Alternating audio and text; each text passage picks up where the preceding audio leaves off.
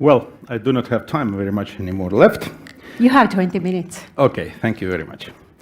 17. First of all, I would like to thank you all, the audience, for staying still here.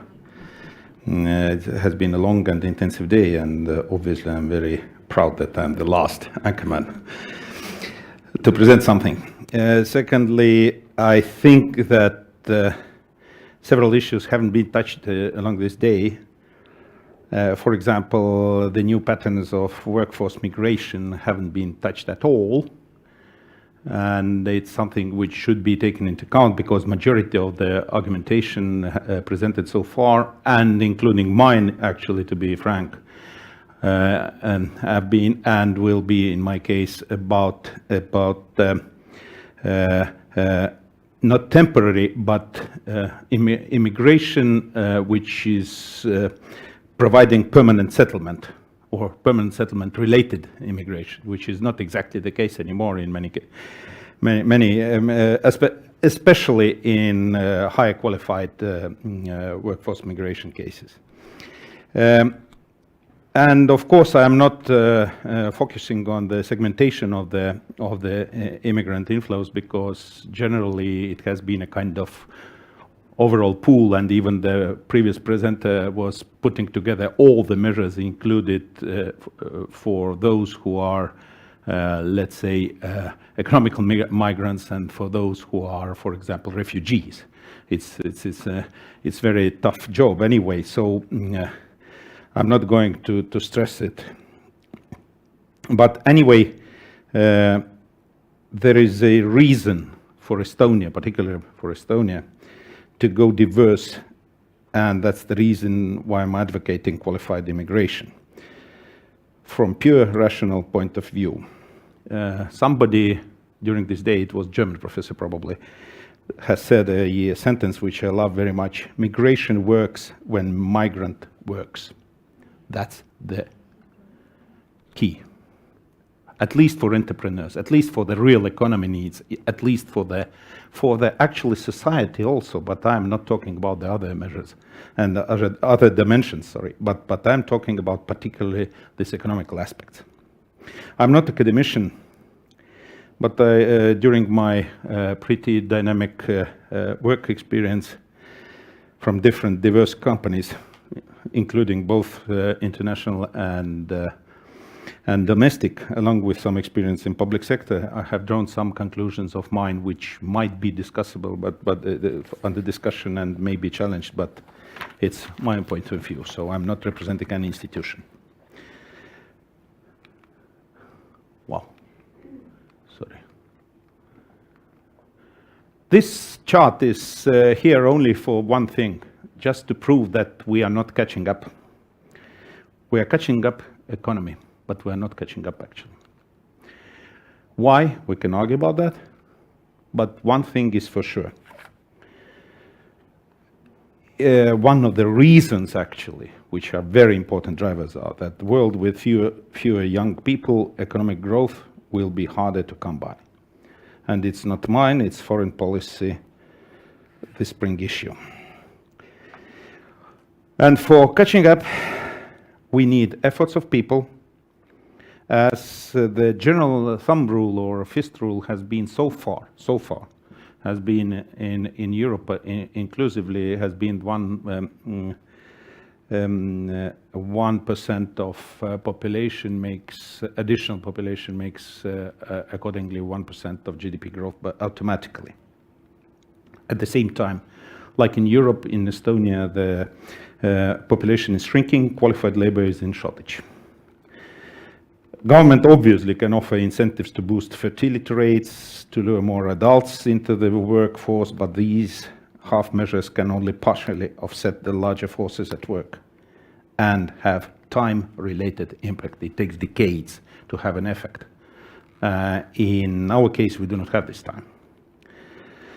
And of course, on top of that is something which hasn't been touched at all, nor now, during this day, or at all in these discussions very much. It's about the competitiveness and productivity. Europe is losing the global competition economically. and competitiveness is going down. And from the pure economic point of view, one of the issues is productivity. And in Europe in general, and particularly in Estonia, it's stalled. Whatever we can bring in as a justification why, but that's the case. What we see here is there is a very simple chain in particular Estonian case.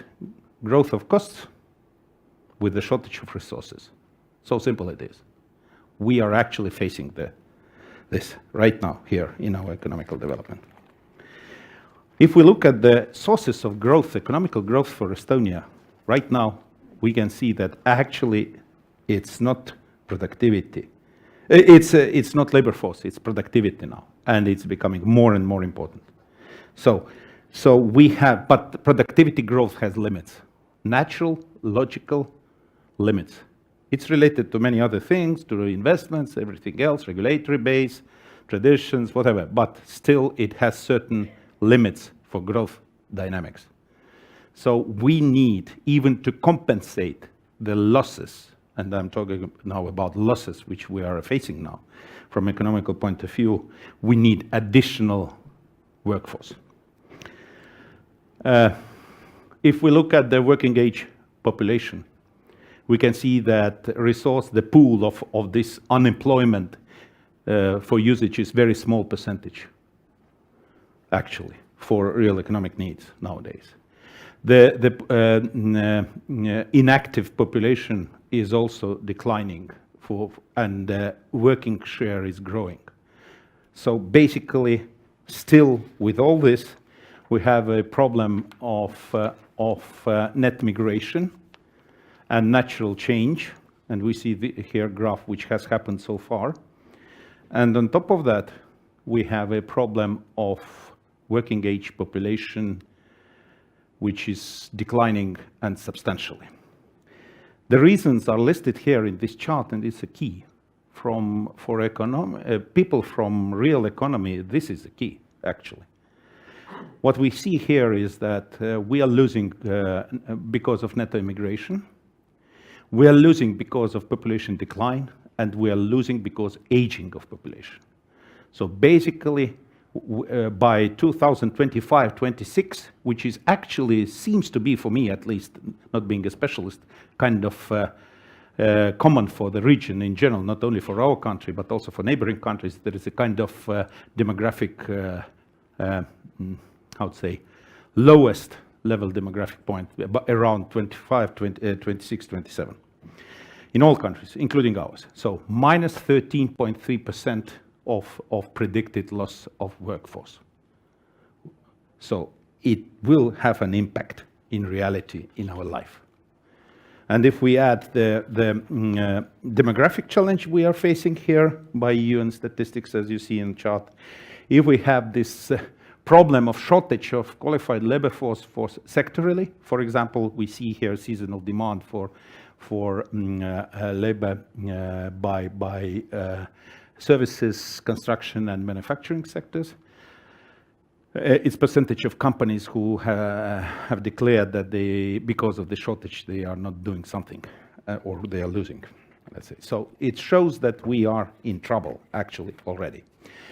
In these graphs, we see the participation rate issues. So basically, we can argue about the possibility of rising the participation rate, and actually, I will argue for that as well. But it is more complicated issue, not in general, but particularly in certain segments of population. As I said, for unemployment, this possibility is very much exhausted. And then we have a part-time employment issue. With the growth of aging population share, obviously it's a normal way of doing things in future. But at the moment, it's not very much in favor anymore, especially as we have tapped this resource. Some regulatory is needed to ease it up, but generally we are there already very much, in a sense. There is a gender-based issue. All those are actually possibilities or choices. for us. Gender-based participation rate, as you see, is in favor of men, and we have some resources still, even having pretty high participation rate for women, still we have some reserves for that. Definite, no doubt about that. It applies to everybody.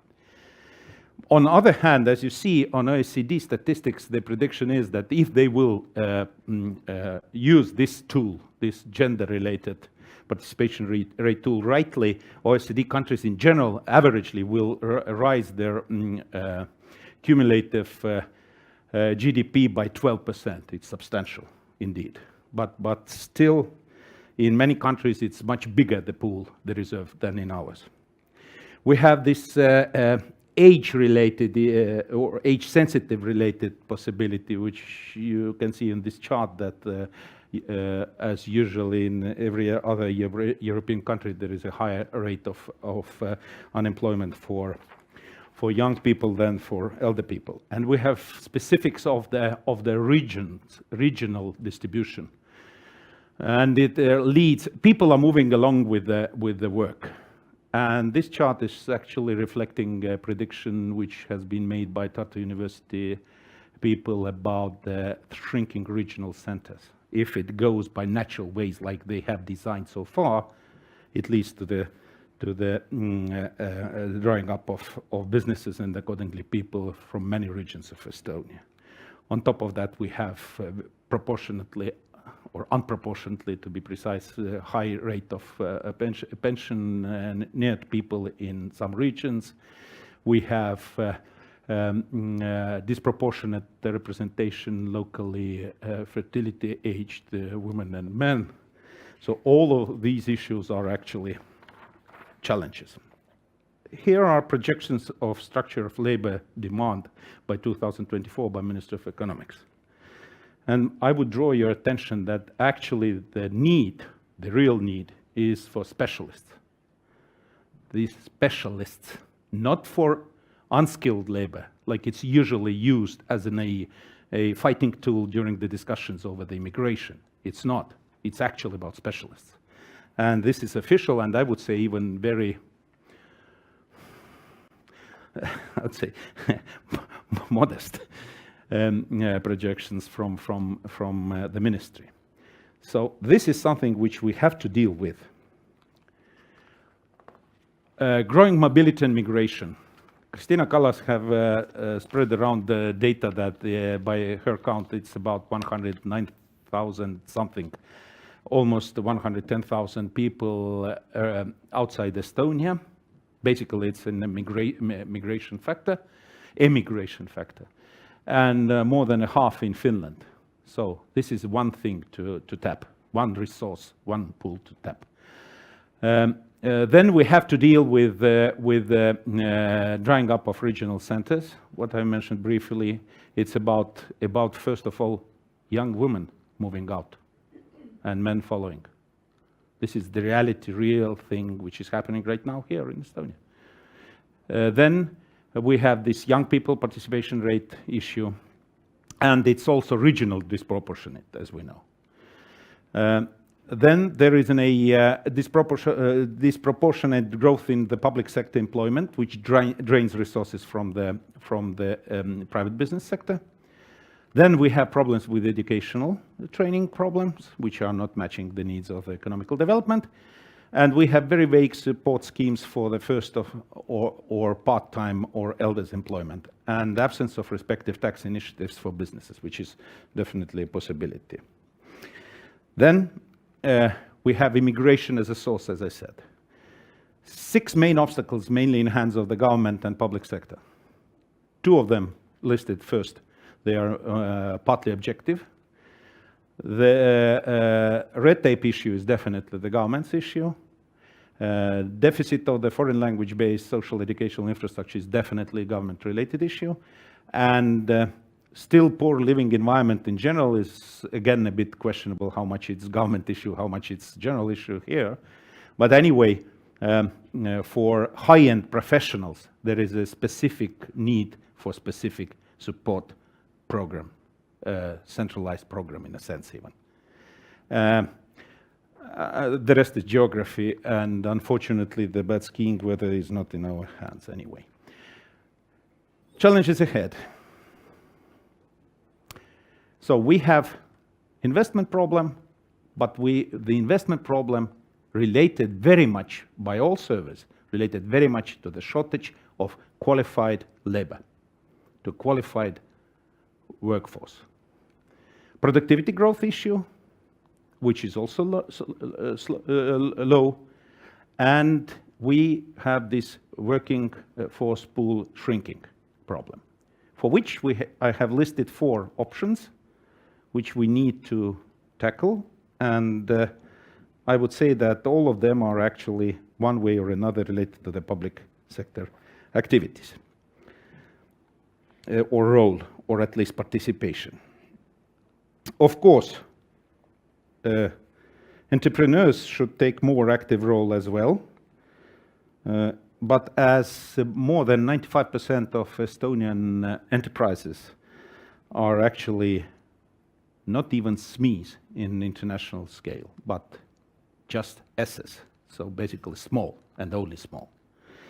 It also poses a challenge, mental, cultural, motivational challenges, definitely for including entrepreneurs, including their employees. And having some strategy training experience with both Estonian and Russian language-based mid-cap and large in our scale companies, not mentioning smaller ones, I would claim that there is a diversity based on rationale. But on the other hand, I would say that there is a language-related preference in recruitment based on the language of leaders, and I'm referring now to Professor about this leadership role.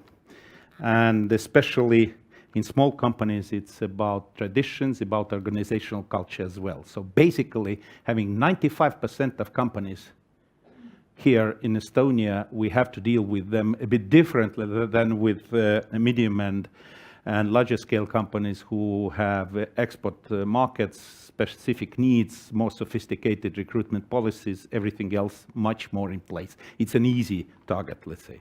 But with the small companies, it's a big challenge, and it's not a challenge for 1 year. How to deal with it? All these programs, all these support schemes are very much welcome, but they would not help only because they are there, but because people should have some view on that and some initiative to go this path. So the plan is very simple, like in the picture. Thank you very much. Thank you.